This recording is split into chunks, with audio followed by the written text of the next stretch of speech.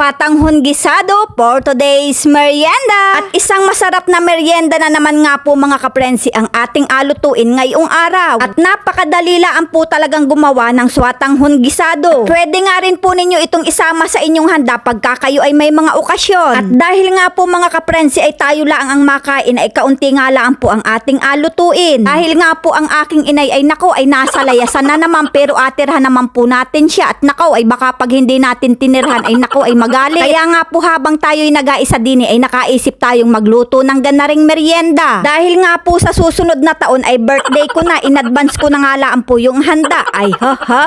Kaya naman po mga kaprensi, kahit sa susunod na taon pa yung birthday ko ay pwede na rin naman po kayong bumati. Kahit nga ni po sa isang taon pa yung birthday ko, abay natanggap nga din po ako ng regalo. Ako naman po ay nagabirulaan, pero kung mapilit naman kayo, aba ay bakit ko naman po yan atanggihan? Ay etos laang naman po yun mga kaprensi at gusto nga lang po nating magluto at magmerienda ng swatanghon gisado. At ayan na nga po, isang kutsa nga po muna natin yung karne ng manok. Para po ba yan naman ay mawala yung lansa ng karne ng manok. Takpan nga lang po natin yan ng mga ilang minuto. Pagkatapos nga po ng ilang minuto mga kaprensi ay ayan, nasangkutsa na nga po natin yung karne ng manok. At igisa naman po natin yung ating hiniwahiwang bawang at saka po ay hiniwahiwang sibuyas. At kagaya nga po ng pagluluto ng pansit ay napakadali lang po talaga nitong lutuin. Bali nga po kalahating pitsilaang yung ating itinubig dyan. At naglagay nga din po tayo dyan ng toyo, paminta at saka po ay oyster sauce. At kung ayaw naman po ninyo ng medyo maitim yung inyong swatanghon gisado ay pwede naman po kayong maglagay ng aswete. Pagkakulo nga po niyan mga kaprensi ay pwede na nga po nating ilagay dyan yung swatanghon. Bali nga po 6 na piraso lang yung nilagay natin dahil nga po pag naluto na yan ay medyo marami-rami na. At pag nga po medyo kati na yung kanyang sabaw ay ilagay na nga po natin yung ating hiniwahiwang carrots at saka po ay repolyo. Ay mas marami nga pong gulay ay mas masarap. At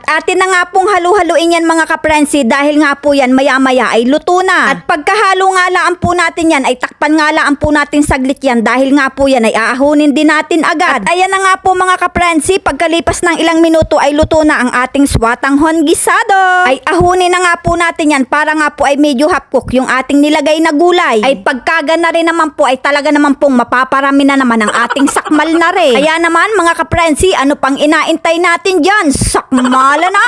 Ay kasarap naman po talaga na rin at kahit mainit-init pa ay sakmali na natin yan. Ay ari na nga po at unang subo pa lang ay talaga naman pong makamasarap na. Ay hindi naman po natin ari aubusin kahit ang inay ay pawala-wala ay atin naman pong aterhan. Ay hindi ko nga rin po ari kayang ubusin dahil nga po ari ay medyo marami-rami din. Ay makamasarap po talagang inasakmal ang pansit pagka makamainit pa. At ang sarap nga din po nung nilagay nating gulay dahil nga po pag kinagat natin ay malutong-lutong pa. Ay talaga naman pong mapapasabi kang ay makamasarap man din nga ni. Kaya naman mga kaprensi, kung naibigan nyo nga po aring video yung ari pa like and share na lang po. Maraming salamat!